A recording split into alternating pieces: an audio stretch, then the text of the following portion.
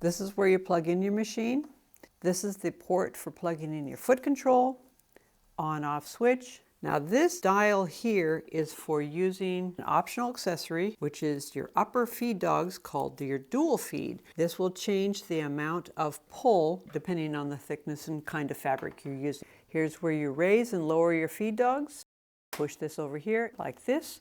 To bring them back up, you push this over here and you take a single stitch. And they come right back up. This is your USB port if you want to store additional stitch combinations on a USB stick. This is the thread cutter switch, which is an optional accessory that you can attach to your foot control. It plugs in right here. Here we have the hand wheel and the handle. You can lift up this cover and you have this beautiful stitch chart right here. From here you can access the bobbin winder, the stopper, and the thread cutter. Here we have a place to put additional feet that you use really frequently. This is where you put your touchscreen stylus. Here we have the thread spindle, thread guides. Here's the take-up lever right here. And this door comes open, which is really handy if you have a thread tangle and you want to get it cleaned out right here. But also there's another optional accessory called a magnifier that you can install right here. This is your needle threader. So you push this down and there it is. It threads your needle wonderfully. Check out my threading video. This is a side thread cutter. Back here we have the presser foot lifter handle and you can lift it extra high for those really thick fabrics. Down here we have the foot holder with this little lever in back, which makes it easy to quickly change your presser feet. To put it back on, line it up, lower your presser foot, and it goes right back on.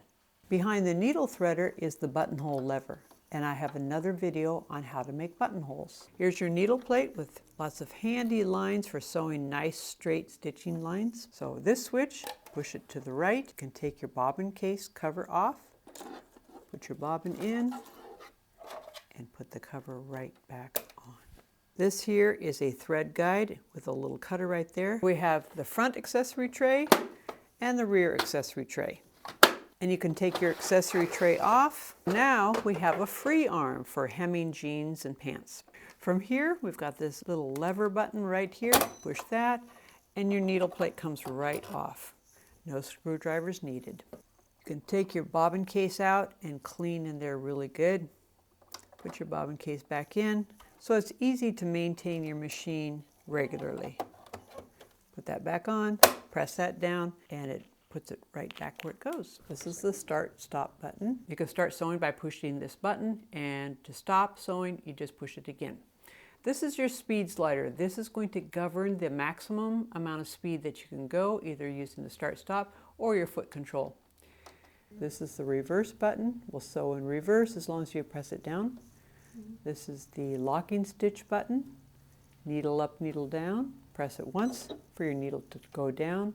Press a second time for your needle to come up. This is a really nice feature to have so that you're not dependent on using your hand wheel. Presser lifter button. If you push that down, it lowers your presser foot. Push it again and it raises it.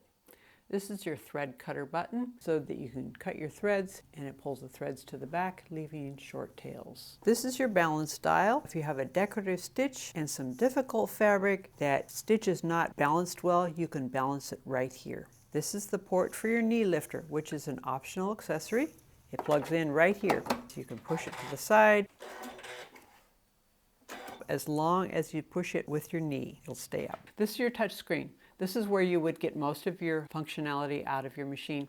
When you first turn on your machine, you're going to be right here in straight stitching, so you're ready to sew. We have several other videos on this machine. Check out some of them here. And if you've enjoyed this video, give us a thumbs up. Also, if you have comments, questions, or ideas for other videos you'd like to see, let us know in the comments down below. Thanks for watching. Bye.